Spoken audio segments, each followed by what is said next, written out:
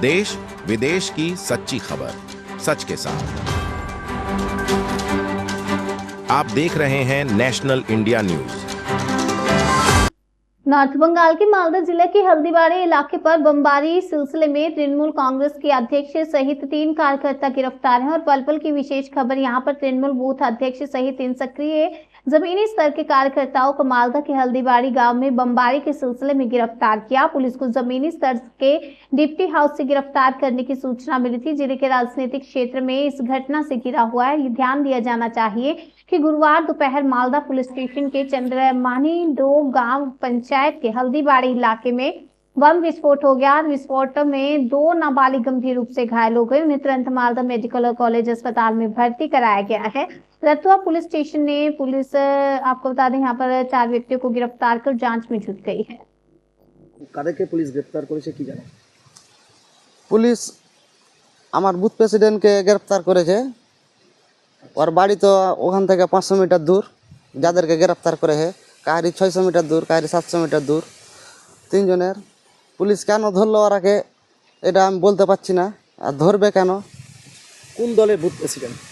টিএমসির কি নাম? আব্দুল কাসিম। আচ্ছা, আর কাকে কাকে ধরেছে? জাকির। এরা কি বোমা মজুত করে রেখেছিল? না, এরাকে কেন ধরলো ওটাই বলতে পারছি না। কেন ধরবে? ও তো আমার বুথ প্রেসিডেন্ট। ওর বাড়ি ওখান যেখানে বোমা ব্লাস্ট হয়েছে ওখান থেকে 500 মিটার দূর। জাকিরের বাড়ি 700 মিটার দূর। আর নজরুলের বাড়ি 800-900 মিটার দূর। এরকম হবে। ওদেরকে কেন ধরবে? তাহলে বোমাটা ওখানে কারা মজুত করলো? কারা করলো কেমন করে বলবো? পূর্বের কি কোনো গন্ডগোল ছিল ওই পরিবারের সঙ্গে বা কারোর সঙ্গে? না, কোনো গন্ডগোল ছিল না। কটি বোমা উদ্ধার হয়েছে কালে বিস্ফোরণ হয়েছে? একটাই বোমা ফেটেছে। ও বোমা ফাটার পরে আমি গিয়েছিলাম, জানতে পারলাম যে পুলিশ এসেছে, গেলাম। আচ্ছা, কি মনে হচ্ছে পুলিশ কি তাহলে এদেরকে ধরলো কেন? কারণ কি? ওটাই তো বলতে পারছি না কেন ধরলো। এদের বাড়ি তো অনেক দূর ওখান থেকে। এই ঘটনায় কি তাহলে কি এই কাসিম কেউ কি মদত টদত দিয়েছিল নাকি? না, ওটা বলতে পারবো না। কি চাইছেন এখন আপনারা? আমি চাইছি যে যাদেরকে ধরেছে বিনা অপরাধে ধরেছে পুলিশ আগে তদন্ত করুক। বলছি, এই মুহূর্তে গ্রামের কি অবস্থা? আতঙ্কিত মানুষজন? মানুষজন তো আতঙ্ক আছে, আমরাও আতঙ্ক আছি।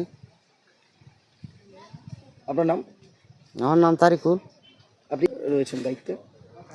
আমি এখানকার মেম্বার আছি। শুনে তো খারাপ লাগলো যে একটা দুর্ঘটনা খুব বড় ধরনেরই হয়েছে। বাচ্চা দুটো ক্ষতিগ্রস্ত হয়েছে। খুব এটা একটা শোচনীয় বিষয়। হঠাৎ করে একটা জিনিস ঘটে গেল, এর পিছনে কে বা কারা আছে তো আমরা তো জানি না। আমরা সাধারণ খেটে খাওয়াই লোক। আমি তো ছিলামও না, হাটেই ছিলাম, এসে শুনলাম এরকম। তো বলছি যে কতটা আতঙ্কিত আপনাদের? তো বাচ্চা খেলা করে। আতঙ্ক মানে কালকে থেকে রাস্তাঘাটে চলছি তো ভালোই লাগছে না।